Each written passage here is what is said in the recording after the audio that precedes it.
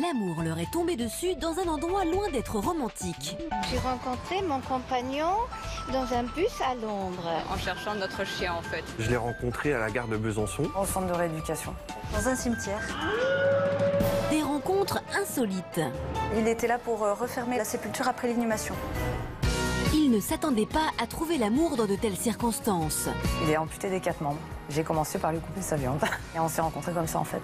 La discussion se passait tellement bien que j'en ai oublié presque de descendre à mon quai de gare. Des yeux bleus magnifiques là. C'est vrai qu'on voit pas vraiment les yeux là. Drôle d'endroit pour une rencontre, c'est aujourd'hui dans Toute une histoire. Et j'adore les histoires d'amour et c'est vrai que votre histoire me touche. Moi aussi, j'adore les histoires d'amour. Si Frédéric se met à pleurer, maintenant on va pas s'en sortir. Hein.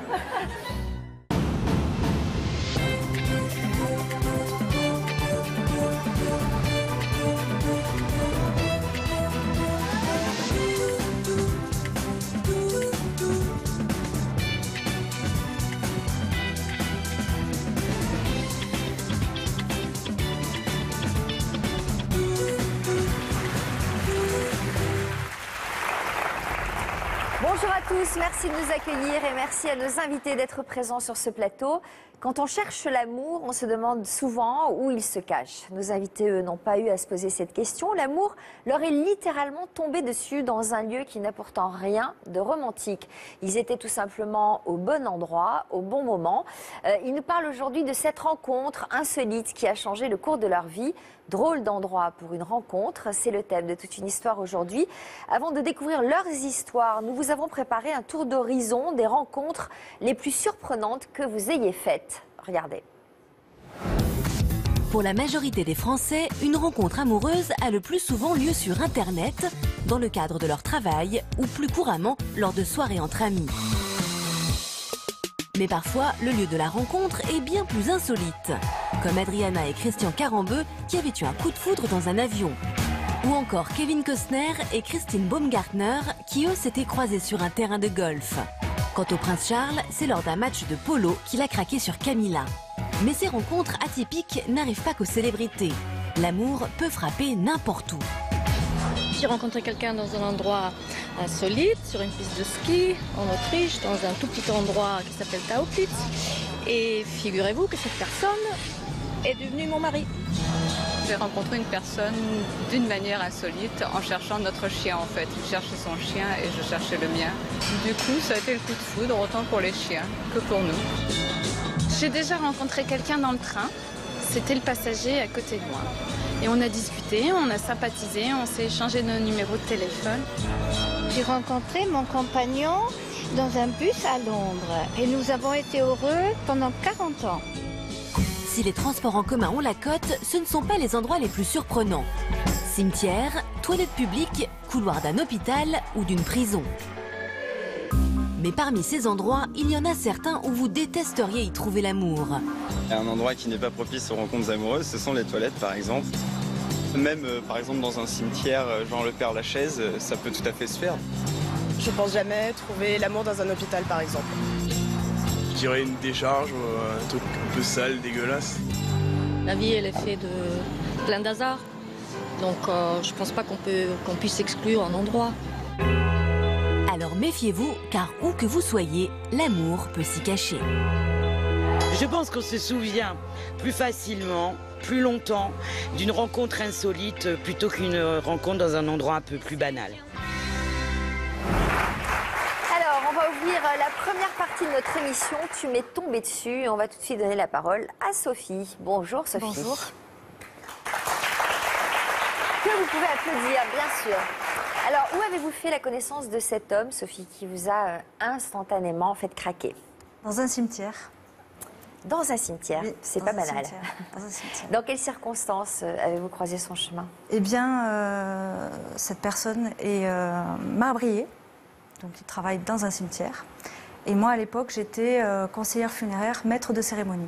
Alors donc, en tant que maître cérimonie, vous vous officiez. Exactement. Et là, vous croisez le regard de ce monsieur marbrier qui était en train de quoi? De creuser une tombe? Oui. Hein? Non, en fait, il était là pour refermer la sépulture après l'inhumation. D'accord. Voilà. De l'enterrement Des obsèques dans lequel vous officiez. Oui, exactement. Et vous avez éprouvé quoi? Un coup de foudre? Voilà, oui, j'ai craqué sur lui. Voilà, le bel ouvrier. Qu'est-ce que vous y avez trouvé? Ah bah voilà, le bel ouvrier, des yeux bleus magnifiques là. Et c'est lui là qu'on voit à l'image? C'est lui, voilà. On voit sa partie. C'est vrai qu'on voit pas vraiment les yeux là. Il était dans cette tenue? Oui.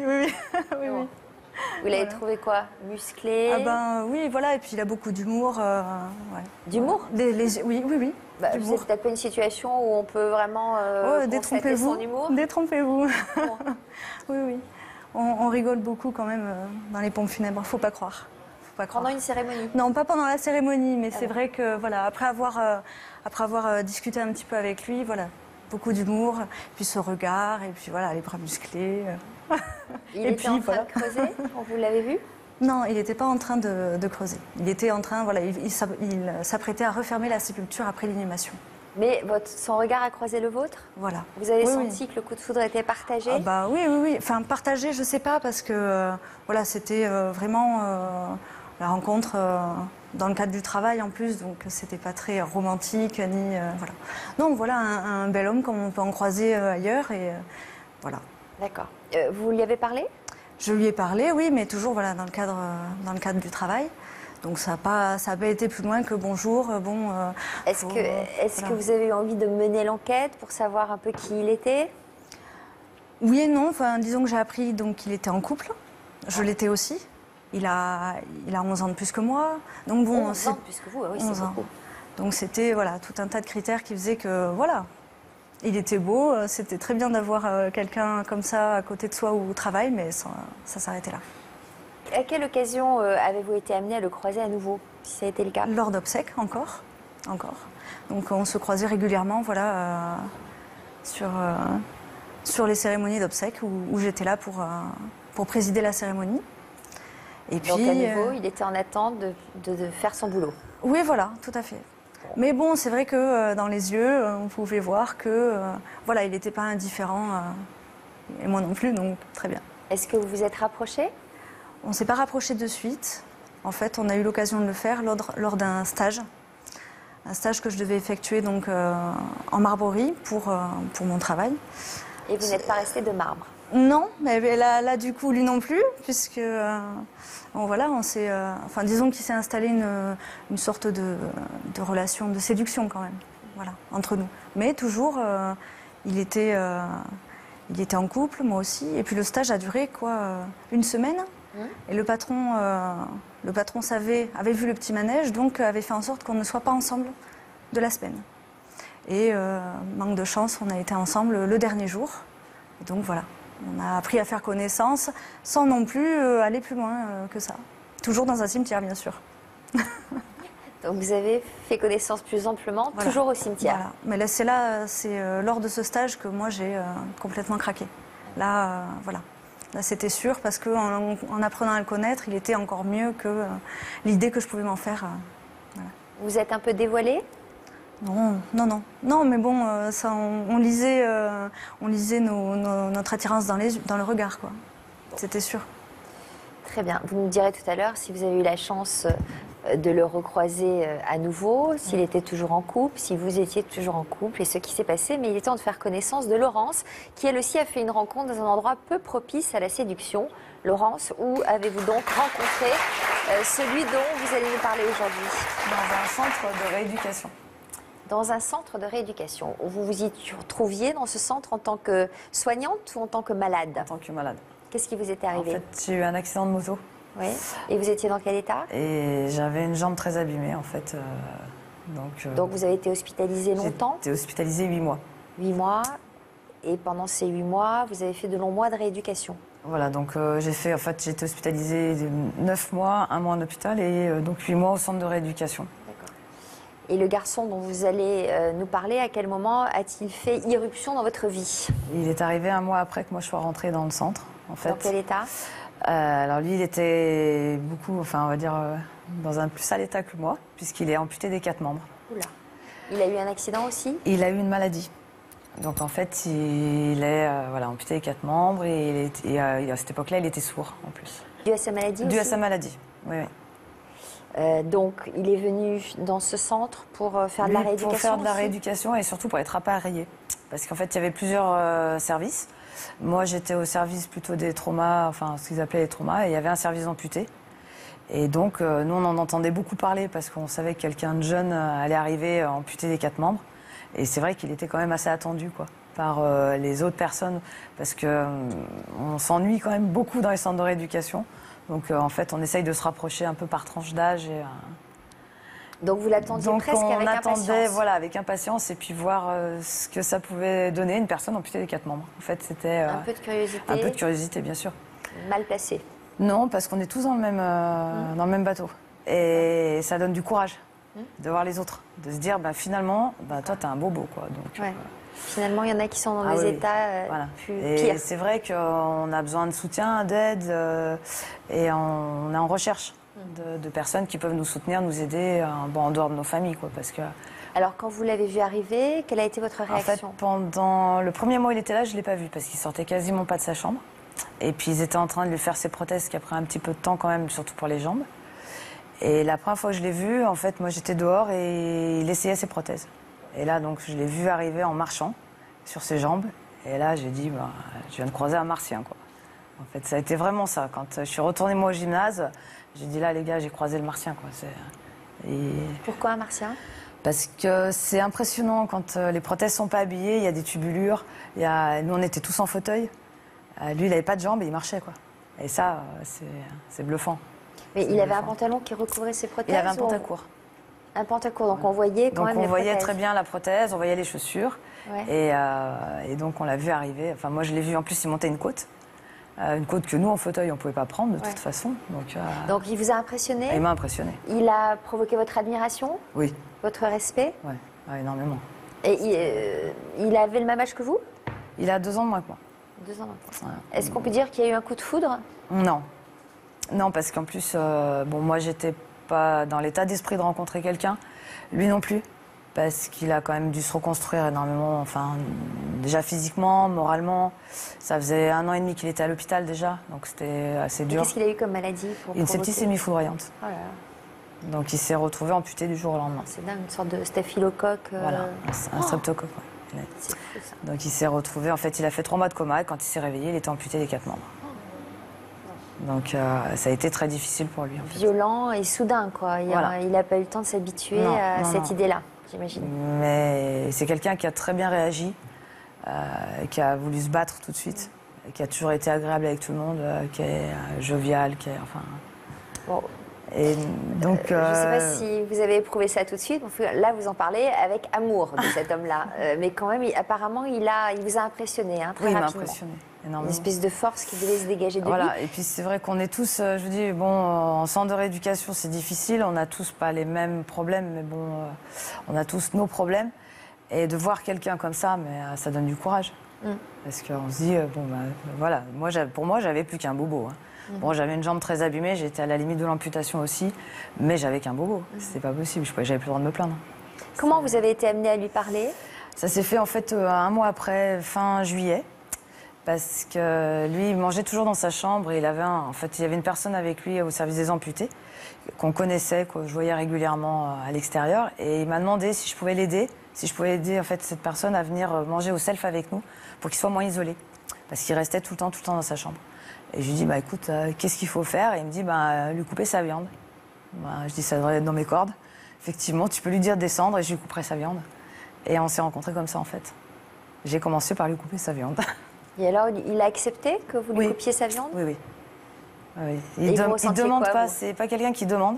Ouais. Mais par contre, quand on l'aide, il est pas demandeur. Faut toujours. Et ça vous a pas gêné de devoir lui couper sa viande? Non, au contraire. Au contraire. Ouais. J'étais contente de l'aider parce que on a vu moi j'ai vu qu'il avait besoin d'aide et qu'il pouvait pas s'en sortir tout seul et qu'il fallait qu'il soit poussé tout le temps. Et donc en fait, j'ai dit pourquoi pas le pousser, quoi. Comment vous arriviez à communiquer tous les deux, puisque vous me disiez qu'il avait des problèmes d'audition? Il était sourd à 100% ou... Oui, sourd à 100%. Donc les premiers temps, il lisait sur les lèvres. Donc quand on était plusieurs qui l'entendaient pas forcément, parce que quand il y a un fou rire par exemple, souvent il savait pas pourquoi les gens riaient, donc je lui expliquais ce qui s'était dit et pourquoi les gens riaient, et sinon on écrivait. On écrivait sur des papiers, j'avais acheté un bloc-notes et j'écrivais pour que ça aille plus vite et qu'ils ne perdent pas le fil des conversations. Parce que sinon, dès qu'ils perdaient le fil, ils s'isolait et ils se remettaient, je voyais qu'ils rentraient dans sa bulle et que... Est-ce qu'il y a un lien très intime qui s'est créé entre vous? Au départ, oui, mais plus, c'était du soutien et de l'aide, en fait. Parce que... De la complicité? De la complicité, oui. Parce qu'en fait, bon, on était amenés à... On sent que vous aviez besoin de vous rendre utile, vous. Un petit ça peu, vous faisait du bien Moi, de l'aider? ça me faisait du bien de l'aider parce que je m'ennuyais tellement que, en fait, ça me faisait du bien d'avoir quelqu'un à aider et de me sentir utile pour quelqu'un, du coup. Donc... les week-ends, qu'est-ce qui se passait? Vous restiez sur place ou les vous week-ends, sortiez? on sortait, enfin, beaucoup de gens sortaient du centre. Donc, moi, je sortais très peu parce que, en fait, j'avais un problème au niveau de mon assurance qui me facturait la nuit. Donc, ça me coûtait trop cher, donc je sortais pas. Et lui, il sortait pas tout le temps parce que, vu son état, c'était fauteuil électrique, c'était assez compliqué pour qu'il sorte. Donc du coup, très rapidement, j'étais amenée à l'emmener avec moi quand je partais une journée. Par exemple, j'allais avec ma belle-sœur et il venait avec nous passer la journée chez mon frère. Parce que vous ne vouliez pas le laisser seul? Parce que je ne voulais pas le laisser seul. Parce que c'est trop dur. D'être seul dans un centre de rééducation un week-end, c'est terrible. C'est trop dur pour qui? Pour lui ou pour vous? Ou pour les deux? Pour moi, parce que je culpabilisais d'être partie et de l'avoir laissé tout seul. Et pour lui, parce que je savais qu'il allait passer la journée vraiment tout seul. Parce que, alors finalement, soit vous l'emmeniez, soit vous restiez avec lui. Voilà. Donc vous étiez tout le temps ensemble. Oui, tout le temps. Vous avez quitté le centre 10 mois plus tard. Comment ça s'est passé? Comment êtes-vous parvenu à vivre loin de lui? En fait, j'ai pas réellement quitté le centre. Moi, je suis sortie, mais je suis restée en hôpital 2 jours. Donc du coup, je revenais tous les jours pour faire, moi, de la rééducation.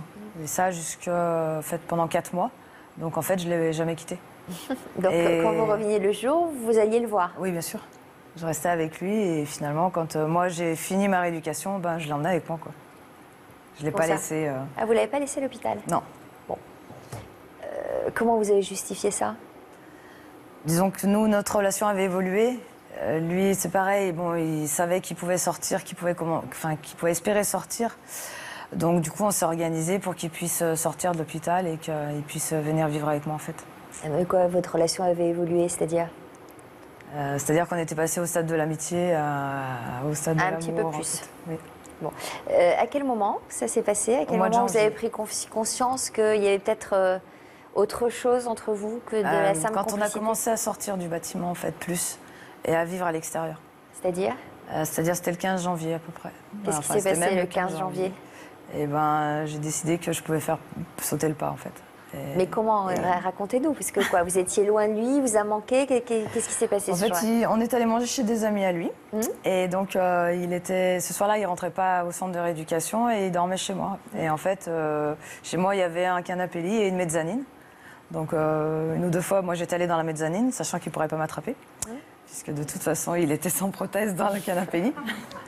Et la fois où je suis descendue en fait de ma mezzanine et j'étais allongée avec lui dans le canapé. Donc là, les choses ont... Là, les choses ont évolué, oui. Donc c'était réciproque? Oui. Vous en étiez parlé? Non, jamais. Jamais? Jamais, parce que lui, je pense qu'il attendait pas, il espérait pas ça. Et moi, pour moi, c'était très dur de faire le pas, parce que je savais que je m'engageais pas pour rien, quoi. C'était pas un coup d'essai. Voilà, si je m'engageais avec lui, c'était pour la vie, quoi. Pour ne pas le faire souffrir. Voilà, exactement. Alors, vous nous direz tout à l'heure, justement, si cet engagement a été durable ou non. Mais d'abord, on va saluer Frédéric Farigui. Bonjour, Sophie. Je me retourne. J'ai pas surpris un petit peu d'émotion, là, dans ces derniers mots, hein? J'ai bien fait de me retourner, alors, il me semble. Hein. Frédéric, c'est touchant, évidemment. C'est ce genre de rencontres qui se font dans des lieux où d'habitude ne poussent pas vraiment d'histoire de séduction. Est-ce qu'on peut parler de coup de foudre? Peut-être pas dans le dernier cas. Peut-être pas dans le cas de Laurence, mais en même temps, d'une certaine manière, si. Dans le sens où, moi, ce que j'ai entendu, c'est qu'à partir du moment où elle l'a rencontré, elle n'a pas pu imaginer sa vie sans lui.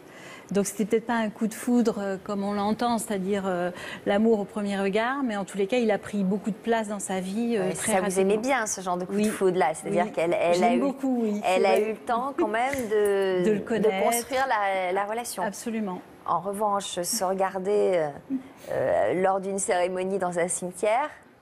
En même temps, ils se sont rencontrés sur leur lieu de travail. Et alors, c'est interdit, ça? Ben non. C'est la plupart des gens se rencontrent sur le lieu de travail. Ah oui, c'est ce que vous constatez. Oui. Je sais pas si on a des pourcentages là-dessus, Stéphanie. Alors maintenant, c'est ça, c'est Internet, le lieu de travail, et puis chez des amis ou dans des soirées. Mais effectivement, le lieu de travail, c'est très fréquent de faire une rencontre. Voilà. Mais le fil conducteur, là, en l'occurrence, c'est que l'autre prend une place énorme dans la vie de la personne. Et il y a une idéalisation aussi instantanée de l'autre. On l'a entendu dans votre témoignage. Voilà, alors ça, en général, ça ne vous plaît pas trop. Quelle importance a le lieu de rencontre dans une histoire d'amour? Le lieu, c'est important dans le sens où ça participe à la création de la légende fondatrice du couple. La légende du couple. Moi, j'adore aussi. Parce que c'est aussi, plus le lieu est original, plus le couple va avoir le sentiment que la relation a quelque chose d'unique, de spécial, qui fait que ça va nourrir la relation et ça va la renforcer. Parce qu'il y a quelque chose de particulier qui rend la rencontre unique. Gaëtan. Bonjour. Bonjour. À quoi ressemblait votre vie sentimentale lorsque vous avez connu celle dont vous allez nous parler? Alors à l'époque, c'était en février 2005 et j'étais en couple et je faisais le trajet Belfort-Besançon pour mon travail. Vous étiez en couple depuis combien de temps? J'étais en couple depuis 7 ans à l'époque. Je vivais sur Belfort et je travaillais à Besançon et tous les soirs, je prenais le train exactement à 17h40 à Besançon. Donc vous l'avez croisé pendant ce trajet? C'est ça, donc je monte dans le train était bondé ce soir-là. Et il y avait un carré. Vous savez qu'il y avait une belle demoiselle avec des yeux magnifiques qui était assise le long de la fenêtre. Et là, je regarde et je fais « Waouh, joli !» Donc, on va peut-être s'installer là. Et puis, si on peut discuter un peu avec, on verra. Et alors, vous avez discuté? Oui, on a discuté. Qui a engagé la conversation? C'est moi. Vous lui avez dit quoi? Alors, elle était en train de lire un magazine et je lui ai demandé ce qu'elle racontait de beau son magazine. Et alors? Donc, elle m'a fait un petit exposé. Et puis, de fil en aiguille, on a commencé à discuter un peu de tout et de rien. Tout au long du trajet. Et la discussion se passait tellement bien que j'en ai oublié presque de descendre à mon quai de gare. Voilà. Bon. Est-ce qu'avant de descendre, précipitamment, d'après ce que je comprends, vous avez eu le temps de prendre son numéro de téléphone? Alors je lui ai demandé son numéro de téléphone, oui, effectivement. Mais étant en couple, du fait que moi j'étais en couple, elle a refusé de me le laisser. Et elle était en couple? Non, elle était célibataire. Ouais. Mais elle disait que, bon, pour pas qu'il y ait de problème dans mon couple, elle ne me laisserait pas son numéro de téléphone. Donc vous vous êtes dit, en plus, c'est une fille bien. C'est une fille bien, exactement. Mais elle m'a laissé son adresse email. Ça revient au même, non? C'est différent quand même, parce que bon, j'avais quand même de quoi la contacter. Ouais, c'est pas vraiment différent. Non. Bon. Est-ce que vous l'avez contactée? Alors donc on s'était rencontrés un jeudi et je l'ai recontacté le lundi depuis mon travail. Qu'est-ce qui s'est passé entre le jeudi et le lundi? Le week-end seulement. Oui, d'accord, mais vous, dans votre tête? Je me posais des questions. Est-ce que je la recontacte? Est-ce que je la recontacte pas? Parce que c'est vrai que c'était une belle rencontre. On avait très bien discuté et j'avais quand même l'envie d'en connaître un peu plus sur elle. Ouais. Donc vous y avez pensé pendant 3 jours? Oui. Donc le lundi, j'ai pris mon courage à deux mains et je lui ai écrit. Qu'est-ce que vous lui avez écrit? Je lui ai dit que j'avais énormément apprécié la rencontrer et que si elle le souhaitait, on pourrait se revoir le jeudi dans le train, puisque je savais qu'elle rentrait toutes les semaines chez ses parents du fait qu'elle était en études et que si ça lui disait, on pouvait se retrouver de nouveau le jeudi à 17h40 dans le train pour se revoir. Puis continuer à discuter et à apprendre à se connaître. Et alors, elle vous a répondu? Elle m'a répondu que oui, que ce sera avec plaisir. Et donc on s'est revus le jeudi d'après, sur le quai de gare. Elle vous attendait? Elle m'attendait, ouais. J'étais un peu intimidé, parce que bon... Est-ce que vous êtes arrivé les mains vides? Non, donc lors de notre première discussion, elle m'avait dit comme quoi elle aimait beaucoup le thé. Et pour marquer le coup, j'étais arrivé avec 2 thés emportés et des pâtisseries pour meubler un peu le voyage, quoi.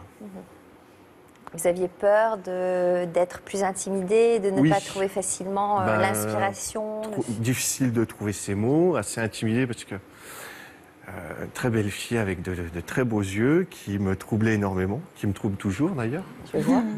Et difficile quoi. Et alors Beaucoup de... Vous l'avez retrouvée comment?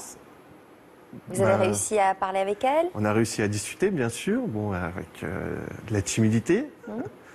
Et puis, après, tout au fil du voyage, ça s'est délié, quoi. On a pu discuter beaucoup plus.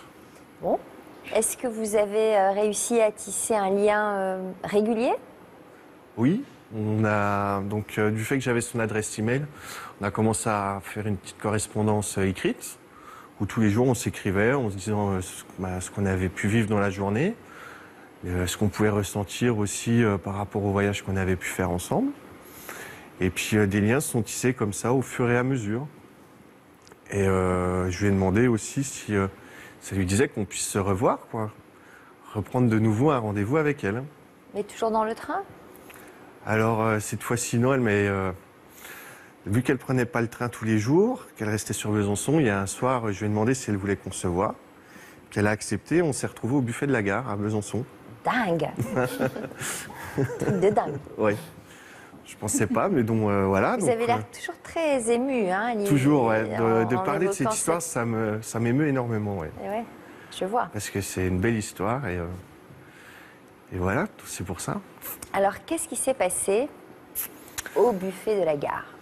Alors, on a discuté pendant un long moment. Oui. Où plusieurs fois, elle m'a dit tu devrais y aller parce que tu vas louper ton train.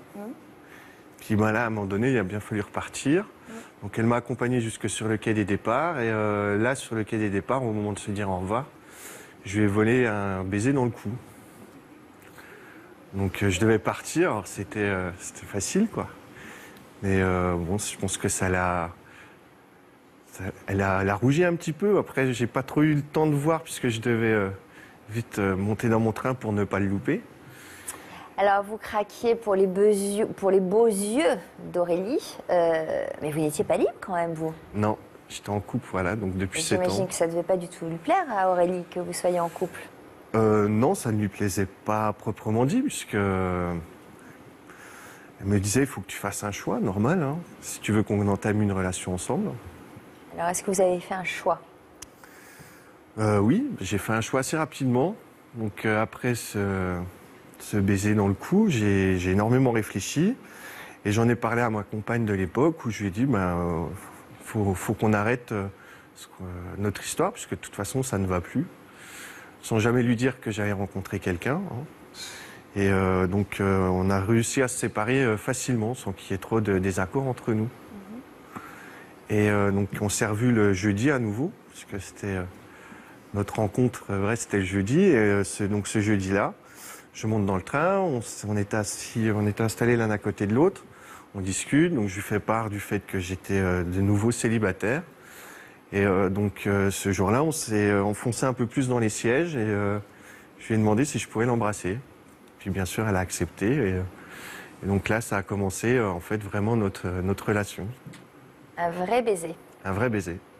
Alors, c'était il y a 7 ans et la passagère aux yeux azur est là. Elle est avec nous aujourd'hui. Merci d'accueillir Aurélie.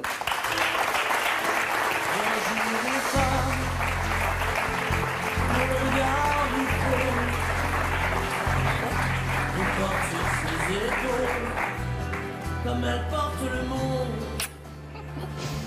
et jusqu'à bout de force.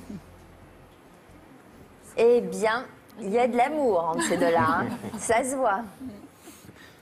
Il est super ému. Oui. Vous aussi, apparemment. Oui. Hein, c'est touchant de se remémorer cette histoire, en fait. Ouais. C'est comme si c'était hier.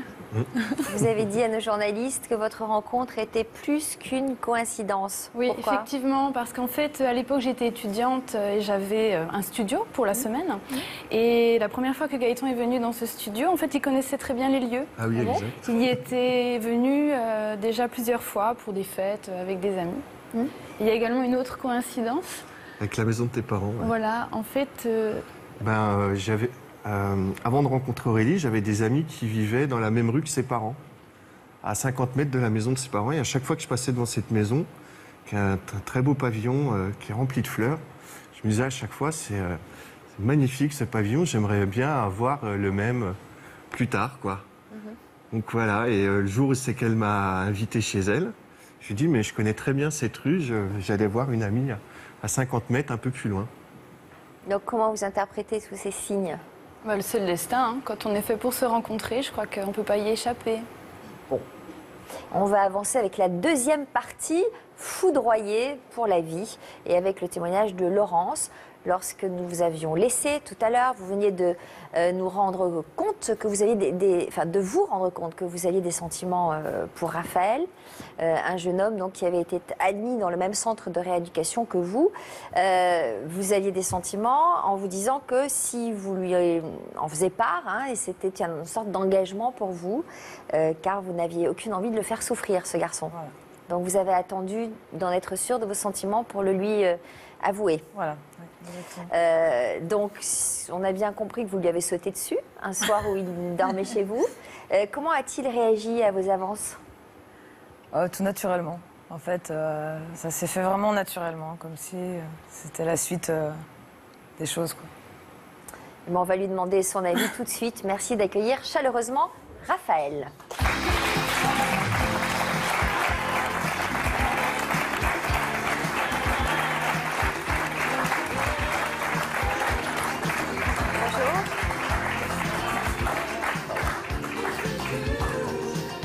Impressionnant, Raphaël. Merci d'être avec nous sur ce plateau.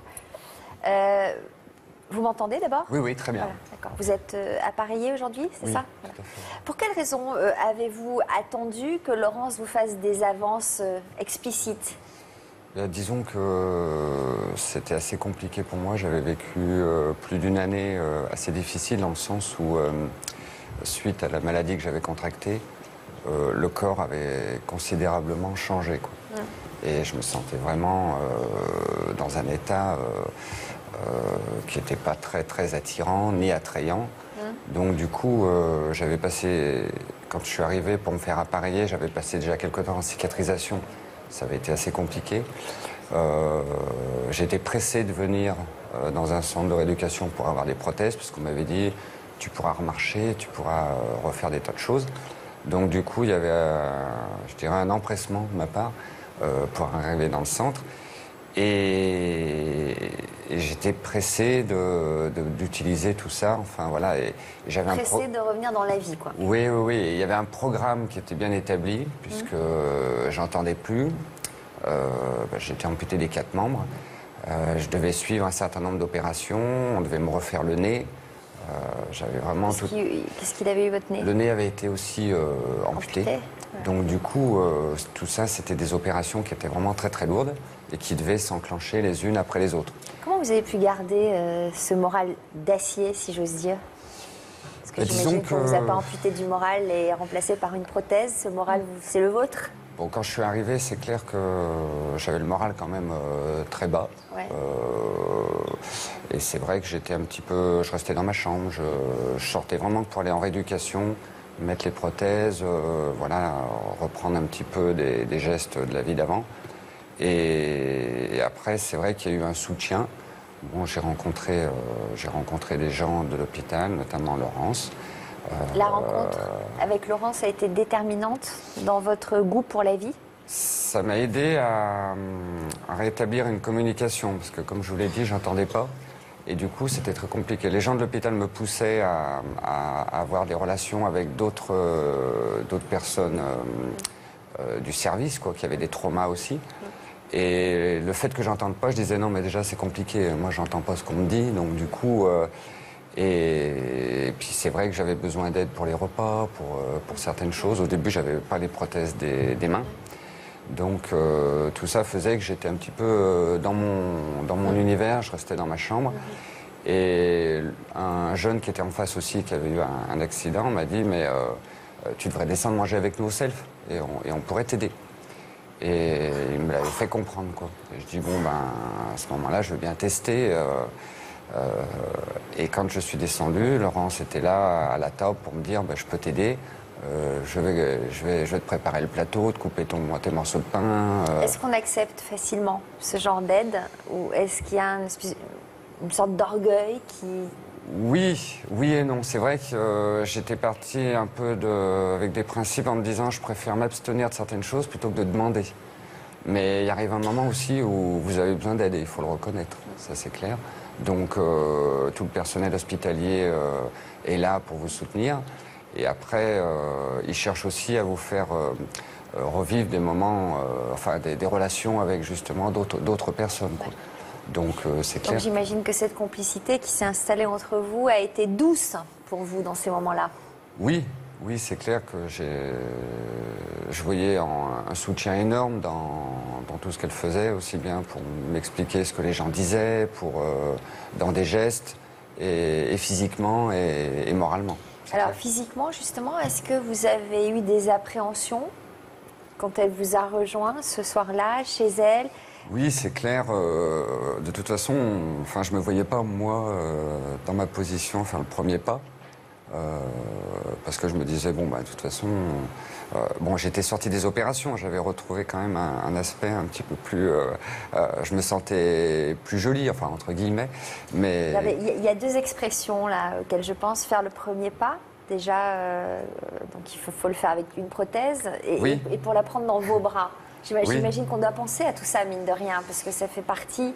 Oui. Est-ce que vous y aviez pensé à tout ça? Moi, je pensais surtout en me disant, elle voit deux personnes, la personne qui me côtoie voit deux personnes. C'est-à-dire que quand j'ai les prothèses, les 4 prothèses, j'arrive à faire pratiquement tous les gestes de la vie courante.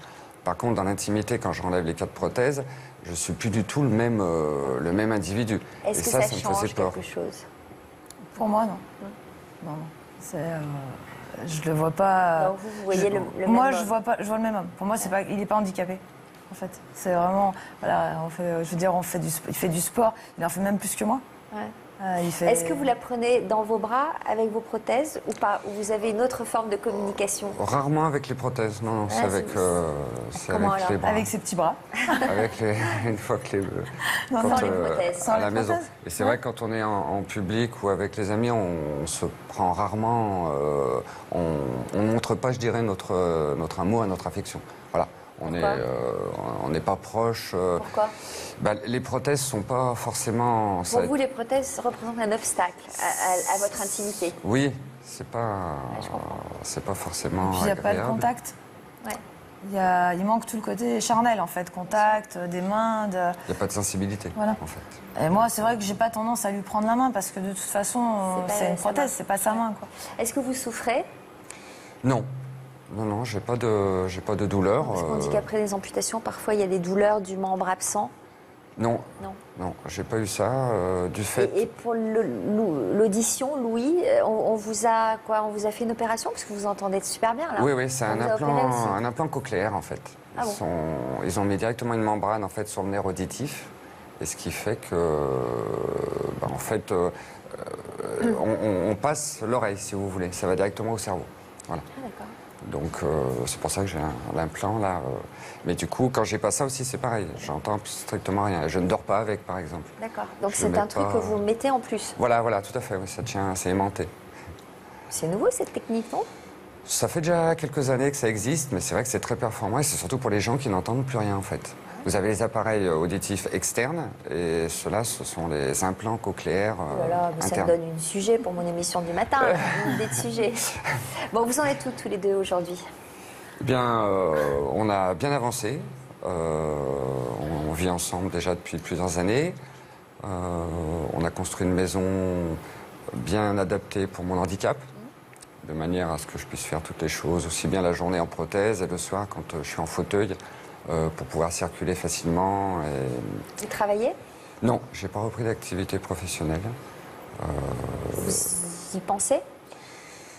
J'ai eu des propositions, oui, pour refaire certaines. J'étais dans la partie commerciale, et c'est vrai que j'ai des personnes qui m'ont reproposé, mais c'est quand même contraignant. C'est compliqué. Parce que les prothèses sont sur batterie, l'implant est sur batterie.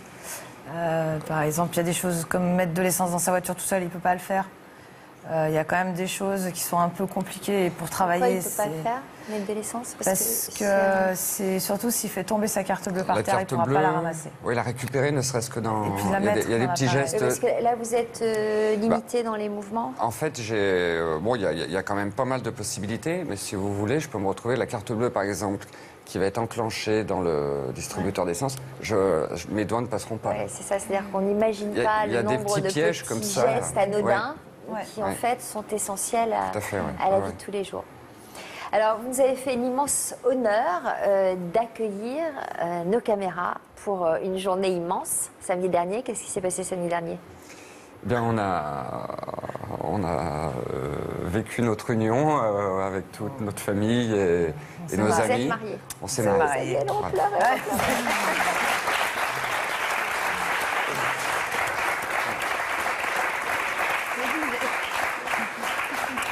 Belle personne. Hein? J'imagine que vous vous êtes dit quoi quand elle vous a aidé comme ça, au centre de rééducation? J'ai croisé un ange. Je me suis dit, j'avais beaucoup de chance, c'est clair.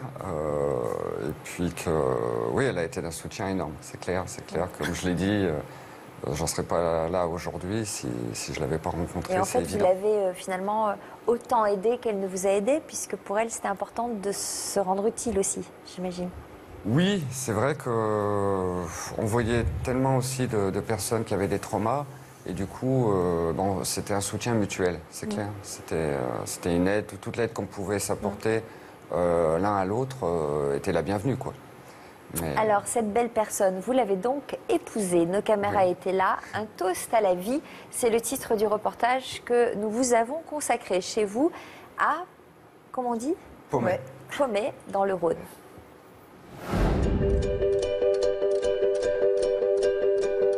Aujourd'hui, c'est le grand jour pour Laurence et Raphaël. L'heure est aux préparatifs. T'es trop belle, hein? Pendant que Laurence se fait coiffer dans le salon, Raphaël se prépare dans la chambre. C'est Patrice, son témoin de mariage, qui l'aide à s'habiller. Étape 2, chemise. Et c'est aussi Patrice qui est chargé de veiller aux derniers petits détails. Donc on pense à un truc, c'est l'alliance. Elle est juste là. C'était bien celle-là? Oui. C'était sûr, hein? Oui, certain. Elle a sorti la prothèse. Donc, c'était celle qu'il fallait. Raphaël est prêt, il va pouvoir dire oui à la femme qui partage sa vie depuis 5 ans maintenant. C'est vrai qu'à l'époque, non, je ne m'imaginais pas marier avec elle 5 ans plus tard. C'est clair que ça sera une des plus belles journées de ma vie, oui, c'est clair. Donc, je suis totalement heureux. De l'autre côté de la maison, la future mariée est presque prête. Quand Raph, il va te voir, waouh. Là, je commence à être impatiente maintenant. Aujourd'hui, je me sens heureuse. Je suis engagée avec lui, sachant que ça serait pour la vie. Parce qu'il a un handicap qui est tellement atypique que c'est pas quelqu'un qu'on peut laisser tout seul, quoi. Et en plus, c'est quelqu'un tellement exceptionnel que de toute façon, on n'a pas envie de le laisser tout seul. T'es trop belle, hein? Ça te va trop bien. À la mairie, Raphaël et tous les invités ont eux aussi hâte de découvrir la mariée. Elle arrive?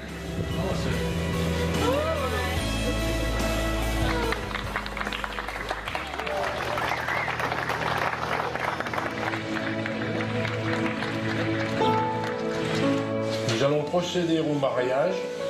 Laurence Martine. Consentez-vous à prendre pour époux Raphaël Gérard? Oui. Raphaël Gérard. Consentez-vous à prendre pour épouse Laurence Martine? Oui. Je déclare Laurence et Raphaël unis dans le mariage.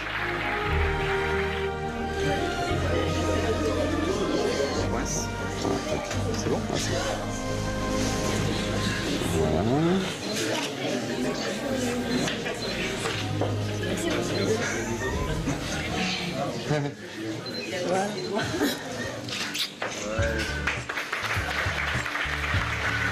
Ce mariage est aussi un jour très important aux yeux de la mère de Raphaël. Tu t'es retrouvée, ma petite Lolo, au centre de rééducation et là, Cupidon a fait le reste. Et nous voici tous réunis pour fêter votre bonheur. Le merci d'une maman qui accueille un fils aimant et aimé. Je vous souhaite tout le bonheur du monde. Le meilleur est devant vous, mes enfants. Je vous aime et vous embrasse.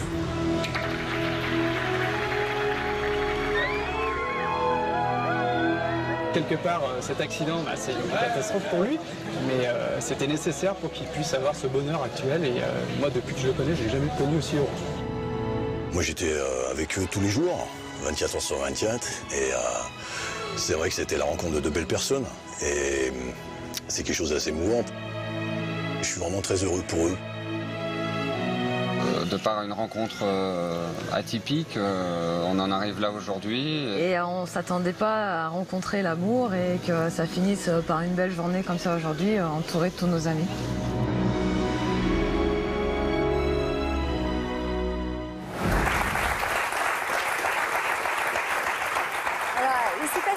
Quelque chose pendant la diffusion sur Otage que j'avais encore jamais vu ici, c'est qu'ils ont applaudi au moins 4 fois, en même temps que les invités du mariage. Et c'est vrai qu'on est touché par la sincérité de votre amour qui transparaît à travers tout ça. Frédéric, je suis hyper touchée. Connaissant Frédéric. Hyper touchée, je trouve que c'est une histoire absolument magnifique. Pourquoi vous pleurez? Oui. Mais alors, qu'est-ce qui se passe? Ça me touche. J'adore les histoires d'amour, sinon je ne serais pas thérapeute de couple. Et c'est vrai que votre histoire me touche. Moi aussi, j'adore les histoires d'amour, mais je peux venir travailler avec vous. Et il a dit, votre ami, il a dit, c'est la rencontre de deux belles personnes. C'est vraiment ça, quoi. C'est une vraie histoire d'amour. Oui, c'est sûr. Allez, on va lui chercher un mouchoir. Maintenant, là, si Frédéric se met à pleurer, maintenant, on ne va pas s'en sortir. Hein. Merci, Sophie. Voilà. Et ce qui me touche, c'est que c'est tout de suite une rencontre qui est dans l'authenticité et dans la sincérité, parce que vous êtes rencontrés dans un moment de grande fragilité. Et du coup, ça donne à votre relation une qualité que beaucoup de couples, en fait, peinent à trouver. Parce que quand ils défusionnent... C'est sûr.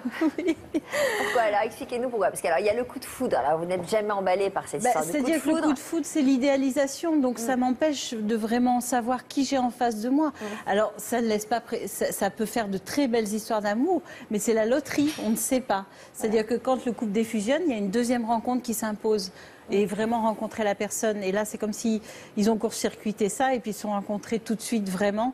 Et j'aime beaucoup quand Laurence dit je me suis engagée, je savais que c'était un engagement important et que j'allais pas faire n'importe quoi, en gros. Puis on sent qu'ils vont directement aux essentiels. C'est ça. On est dans l'essentiel. Prendre la tête avec comme beaucoup de couples, avec des choses qui paraissent parfois anecdotiques. Oui. Et du coup, c'est ça, c'est une vraie rencontre. Puis ils sont charmants en plus. Donc voilà. Alors, Raphaël, je crois, avait un message à adresser à Laurence. Je voulais en profiter pour être là, pour dire que, devant tout le monde, que je t'aime. Et puis que c'est grâce à toi si j'en suis là aujourd'hui. Et je voulais que tout le monde le sache. Voilà, tous les gens qui nous aiment, qui nous entourent, ta famille, nos amis. Qu'ils sachent que tu es une personne sans qui j'en serais pas là aujourd'hui, voilà, et que je t'aime.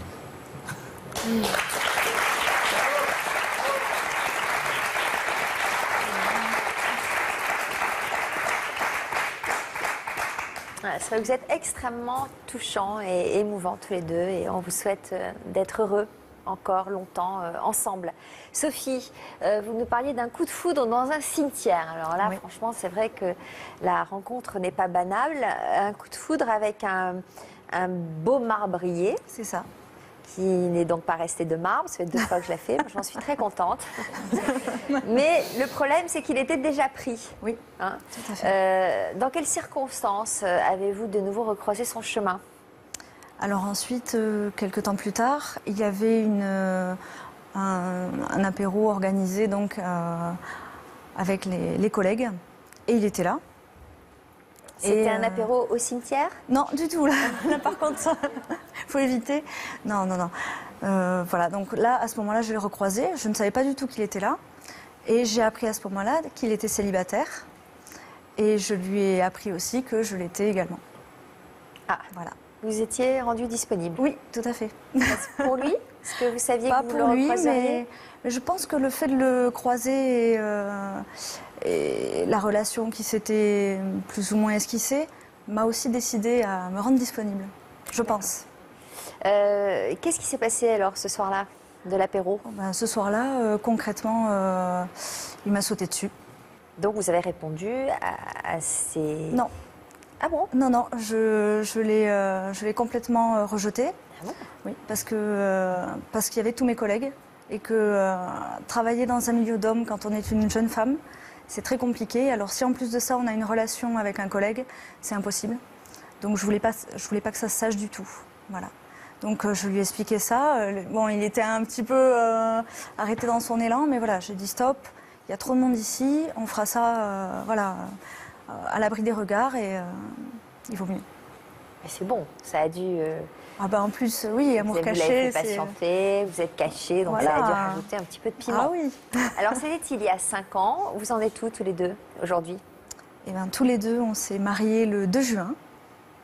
Et on a un petit garçon, voilà, qui a 3 ans. Et tout va bien? Oui, tout va bien. Vous faites toujours le même métier tous les deux? Non, moi, je suis partie des pompes funèbres. Lui est toujours marbrier, oui. Oui, d'accord. Oui, toujours. Et vous êtes partie? Voilà. D'ailleurs, aujourd'hui, il est dans un cimetière. Enfin, rassurez-nous. Oui, enfin, pour son travail. Très bien. On va reprendre le fil de l'histoire de Gaëtan et d'Aurélie. Vous vous êtes rencontrés tous les deux sur la ligne Besançon-Belfort en février 2005. Est-ce que votre relation a toujours été rose? Est-ce qu'il y a eu des hauts et des bas? Les débuts ont été difficiles quand même, Oui. hein, puisque Gaëtan, sortant d'une relation longue, il avait quand même un deuil à faire et il était pétri d'angoisse, de doute. Donc j'ai fait ce que j'ai pu, de mon mieux, pour l'aider, le soutenir à passer ce cap. Mais l'avantage d'avoir des débuts difficiles, c'est qu'après, c'est du solide. Et bon? Oui. À condition de surmonter les difficultés. Voilà. Et puis maintenant, tout va bien entre vous. Oui. Ah oui. Jusqu'où vous a mené ce voyage en train, finalement? Il nous a emmenés jusqu'au mariage, Vous êtes mariés quand? le 11 juillet 2009. Très bien. Voilà. Et puis? Et donc on a mis sur le faire-part, il y avait une petite allusion à notre rencontre. On en rit beaucoup finalement de cette rencontre, donc jusque sur le faire-part de mariage, voilà, on avait fait un petit clin d'œil. Voilà. Alors Victoire, Oui. la petite fille qui est née de votre union, est avec nous aujourd'hui. Merci de l'accueillir chaleureusement.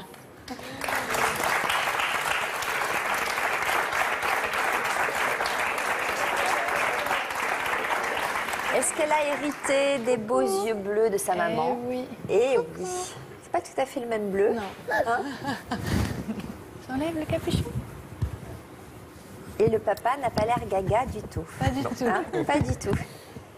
Pourquoi avez-vous souhaité témoigner sur notre plateau aujourd'hui? C'est moi qui regarde souvent toute une histoire et dès qu'on a eu l'appel à témoins, on s'est dit c'est nous.